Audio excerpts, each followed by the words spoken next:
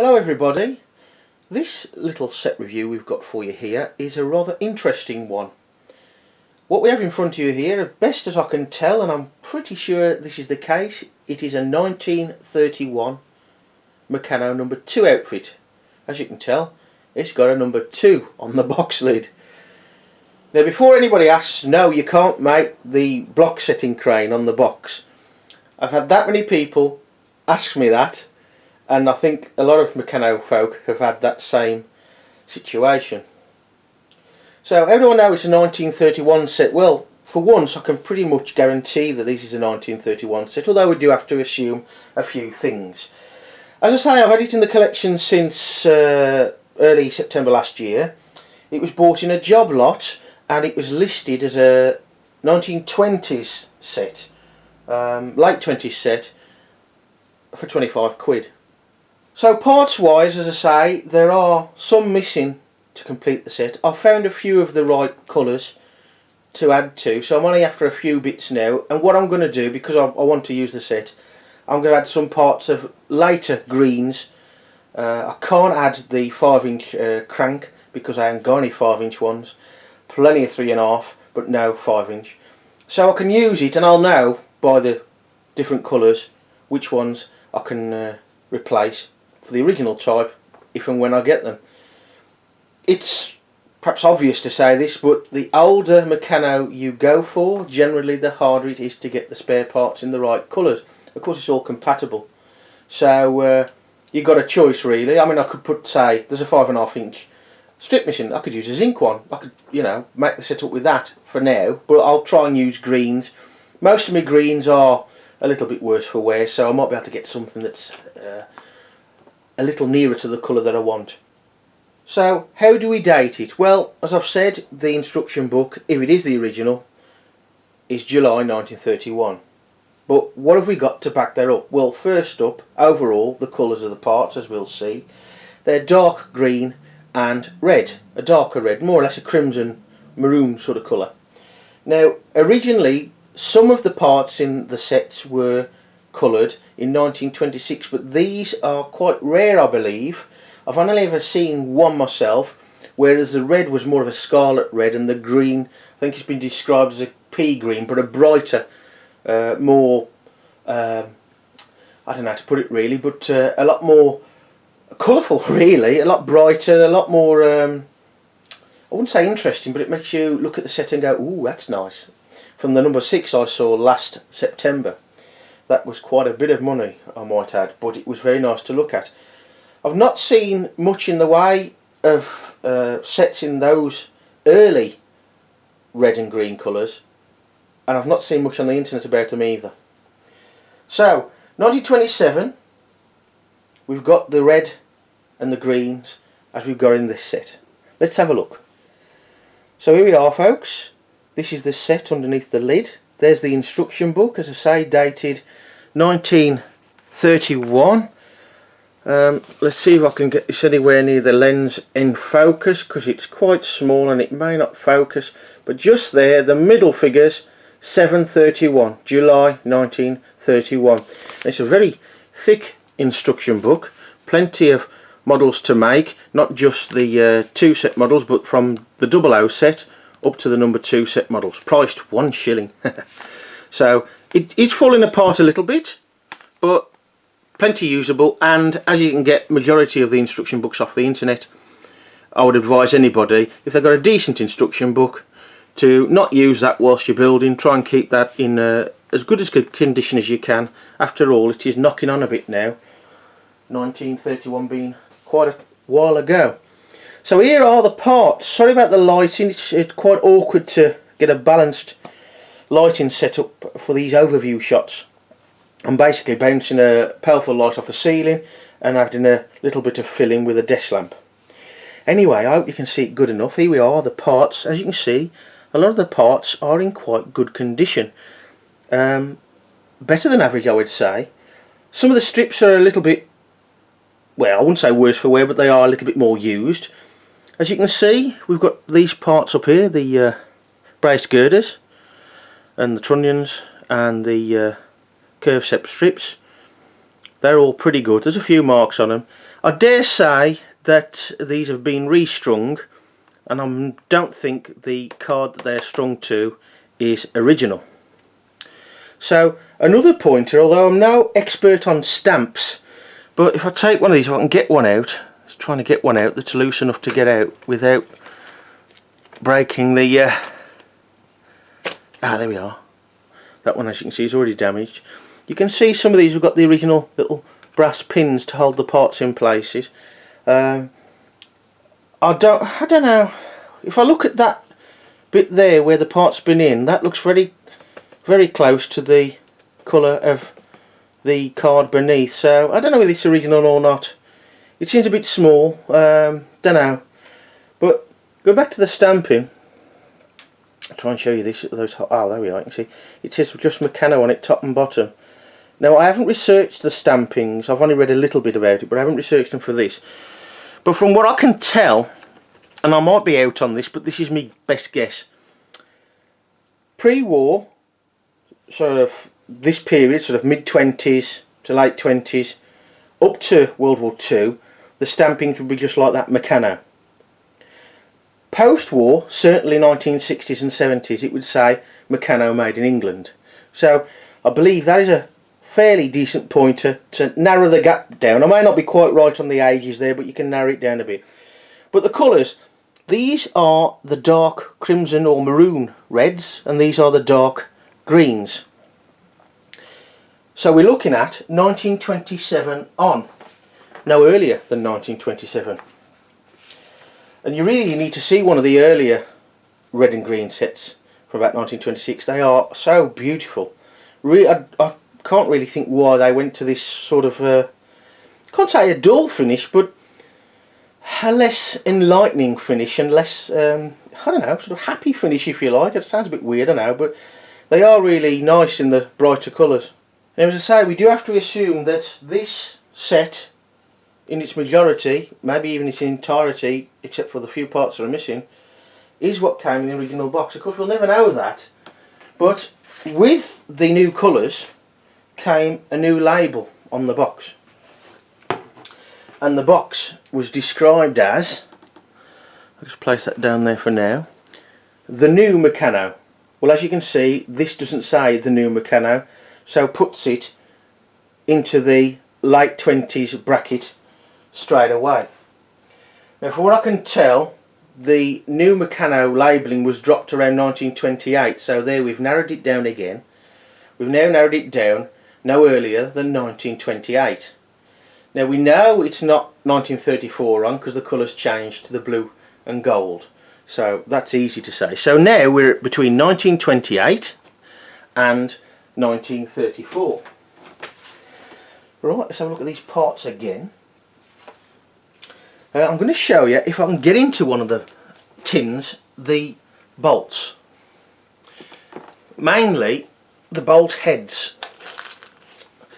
Now the tins are nice, they've even got the number 2 on the lid, so they match the set.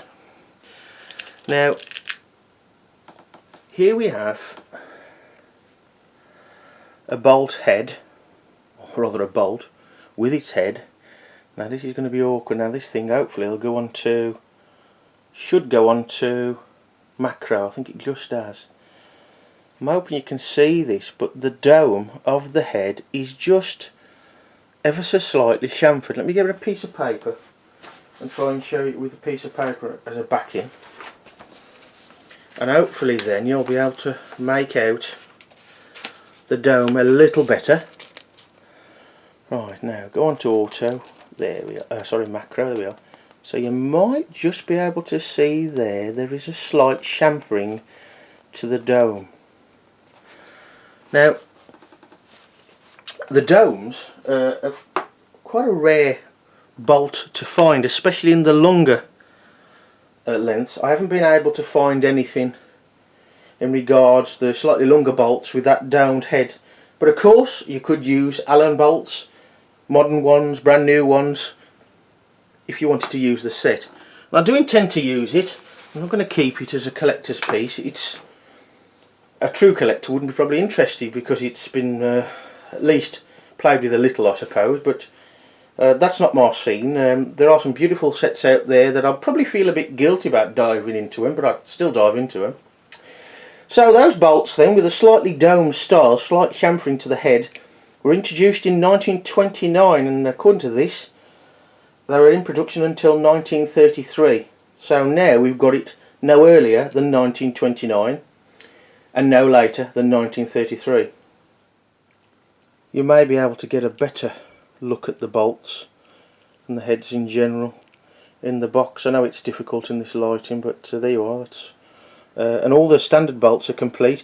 There's probably a few extra as well, because some of the pullers and that have got their bolts in already, so probably gained a little there. And a rather nice little tin. There we are, with the Eiffel Tower on. And the costume that they're wearing is well, the ladies look very 20s, but the little chap looks sort of turn of the century to me. But there we are. But nice little tin. The other tin, I don't know if I've got this, because I've been through it a couple of times to check it. I don't know if this is laid out as it should be, but I've put a lot of the smalls in this other tin, not just like angle brackets, but like smaller axles in there like that. And it looks like a lot of the smalls are still nickel plated there, and there is some greens. And I'll come back to that hook later. There's a spare hook in there as well. And on this one, perhaps akin to his master's voice, those of you who remember the label on the records, and still on a few shops that are still around. I can't get the lid on this one. There we go. Well, near enough. There we are. On this one we've got a little chap playing with his crane. This case with a cat, not a dog like his master's voice. But there we are. Nice.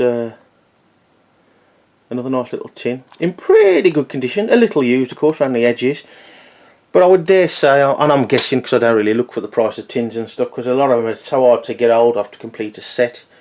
Like when I'm doing my own 10 set project, to put in a set together myself with some new parts and some old parts and a mix of colours, to get proper tins from a number 10 set, well, it's hardly worth bothering, I suppose. But I dare say those are a £5 each easily, empty. So, you know, if that is the case, 10 quid out the £25. It's a bargain, really.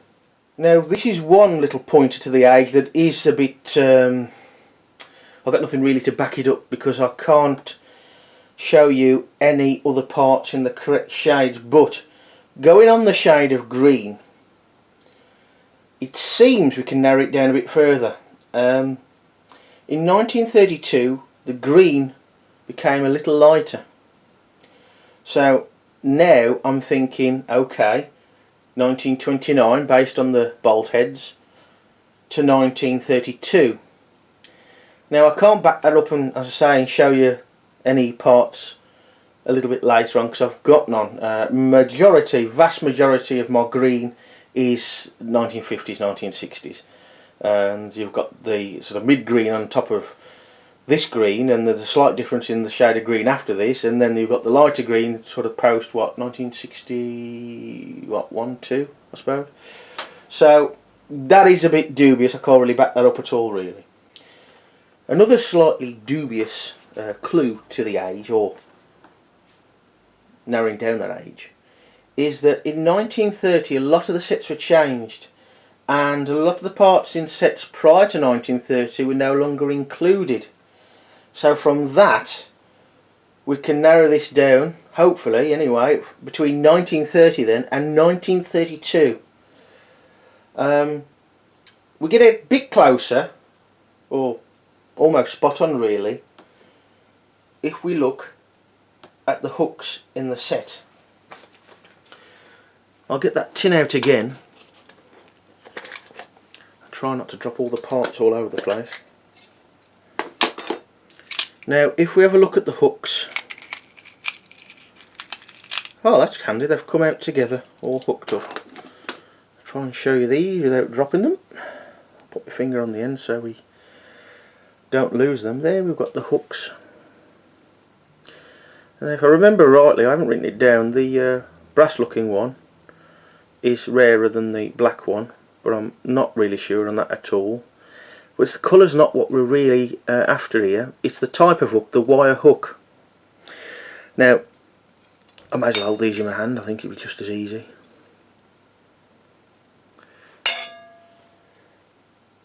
There we go.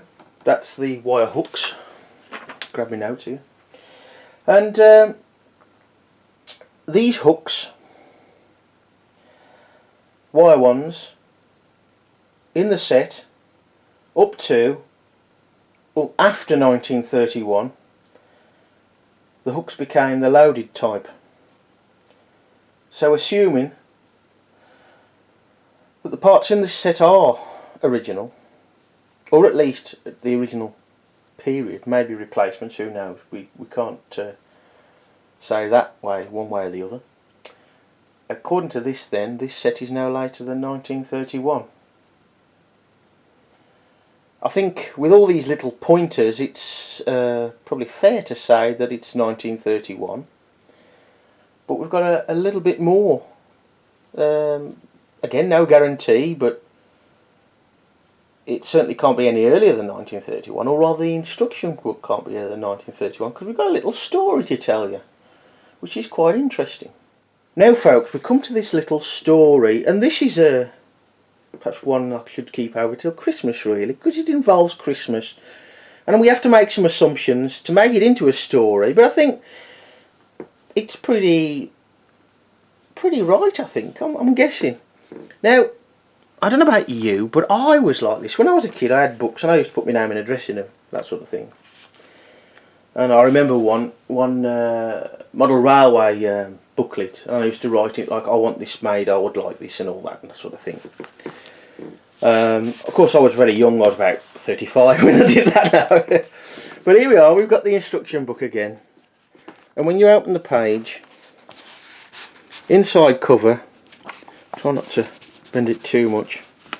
I know the lighting's not brilliant, there we are. Hopefully you can see it says Bernard or Bernard, and in places it will say Daddy and Bernard. Well, when I saw this Bernard everywhere, I thought, oh, he's just put his name in things, and it's on several pages, as we'll see.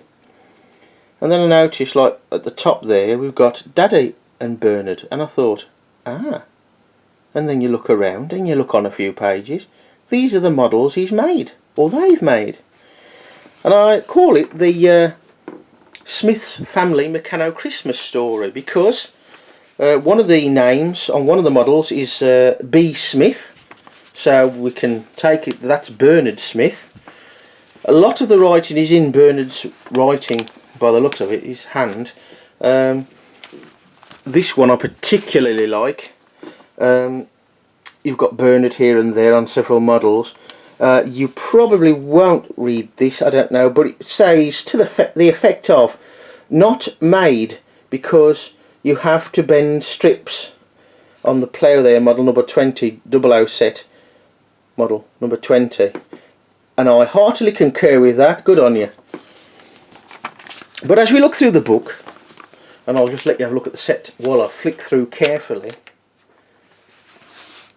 we've got plenty of models. The more simple models have been made, of course, more often and more of.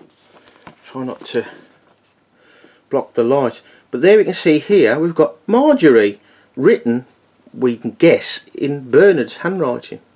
So Marjorie made the glider. And we come across here, and we get another little snippet towards the age. And as you can see, there's several there with Bernard's name on it. But look at this one, not in Bernard's handwriting, but you can see there the number 0065 timber truck model was made December 25 by Bernard, it seems. Although that's a little bit hard to work out, it does seem to be Bernard. So December 25th. So looks like this was a Christmas present. And it's like, oh, that's a nice little interesting little snippet to add onto it all. And there are several pages with no writing on at all. There's the odd one Bernard's made here, what we call in the Black Country a clothes horse, or a clothes horse. Model number 0081. So there's plenty of models to make of varying difficulties, I suppose. Now here's one,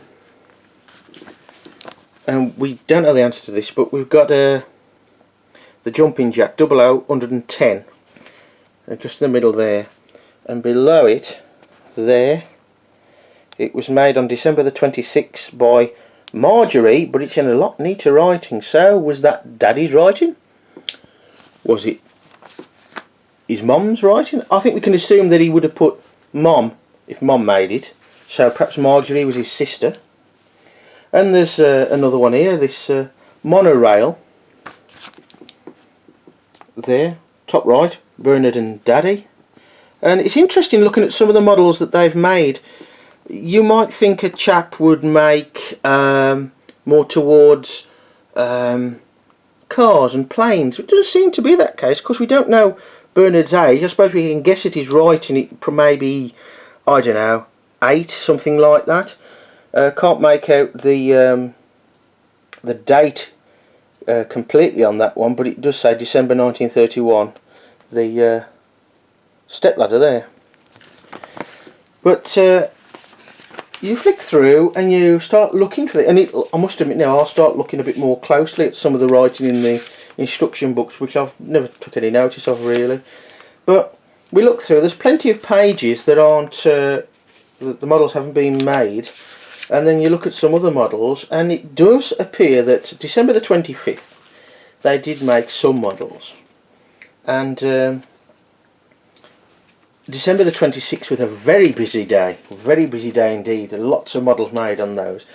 The last entries is something in January, early January. I think it's the 6th of January. Well, I'll confirm that when I get to it. But there is, here we are, another one for December the 26th with neater handwriting. We've got these zero set scales, model 127, just there, and quite neater writing, larger than the neat writing we saw before, but December the 26th, 1931.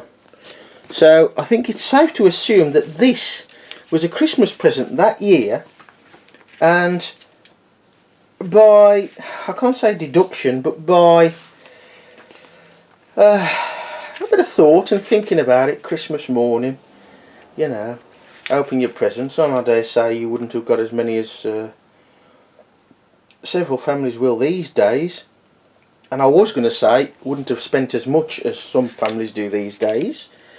Of course the world has changed, hasn't it? But when I've looked at the prices of this, I could be wrong on that count. So we go through another one, the motor lorry made by Bernard on the 26th of December 1931.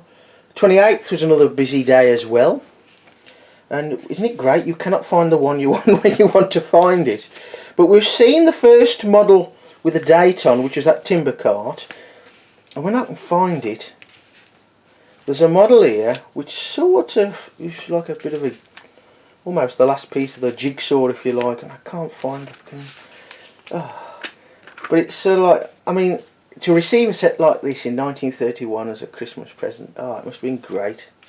Been fantastic. Of course, but that time of Meccano, it was like the toy to have, rather like I suppose games consoles are these days. This was the thing to have then. There are some more, shall we say, slightly difficult models made, but they're usually with Dad's help.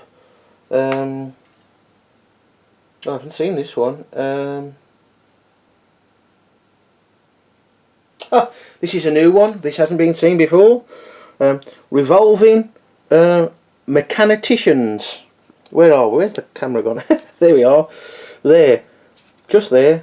Revolving mechanicians built by Uncle Ben, I think it says there. Uncle Ben. Obviously he wasn't making any rice that day. Sorry. Oh, I know. Sad sense of humour really. And Bernard and Marjorie made a nice monoplane apparently. There we go, just there, and some more by Bernard and Daddy, and I just wish I could find, here we are. Sorry about the delay folks, this was due to me waffling on. I reckon this is the clincher. there we are. The gong. See if we can get it in focus for you. There we are. Built December the 25th by a Margaret. I hadn't noticed that before. Margaret's built it. So, I don't know. Again, thinking that Mom or Mommy would have been written in. If it was the Mom, I reckon that's it's not another uncle, so perhaps another sister. But the gong, I think, was the first model made. Now let's think about it. Although some people open the presents, or did open the presents after dinner, some even Boxing Day. But let's think about it. They get up, open the presents. They find this, and the other presents to open, and all the things that go on at Christmas. I reckon they looked through and thought, what shall we make? And they saw that gong and I think, wouldn't it be great to announce Christmas dinner with the gong? That's what I'm thinking. So I reckon that was the first model made. Got nothing to back it up, but just the situation. And I found it quite, well, interesting really. And it's like, imagine the little faces when they open this on a Christmas morning. Oh, I'll be happy with it. So folks, price. As I've said, this was 25 quid. On individual parts it's worth lots more than that, even though it's average and better than average. Most of the parts are better than average. The box is probably the worst, it's a little tired but still solid. 25 quid. Now, I thought, well, I was asked actually how much would this be back then, and I did a bit of research, and quite hard to find price lists, certainly harder than manuals and Meccano magazines, but found one from about 6 months after this, so middle of 1932, something like that. There were 7 sets in the range, although there were some sets, the more expensive sets, was available in different boxes, and the more fancier box was obviously going to cost you a lot more. Now, to sort of put that into give you an idea, I should say, the top set in the best box was 450 shillings. Now, just before the war, this is what I was told, my granddad, who was a coach painter, a skilled job at the time, when we used to make lots of things, he was on £1.50 a week. Now, I don't know if that was an average, but I'm using this as a guide, and as I say, this is very rough. Of course, that was the 1938-39. So we have to go back a bit. So let's knock a little bit off and make it easy on ourselves. You could say £1 a week, that makes it easy on us then, or maybe a little bit more. This was 16 shillings in 1932, so I dare say it wouldn't have changed that much then. 1932, 16 shillings. Now bear in mind the recession that was on at the time. Meccano was an expensive toy. It was the toy of the time, much like the games consoles are probably now, if you can call them a toy, I suppose. I suppose they are in a different way, different format. And games consoles tend to be the sort of, especially when a new one comes out, the thing that everybody wants at Christmas. The new latest best one, whatever.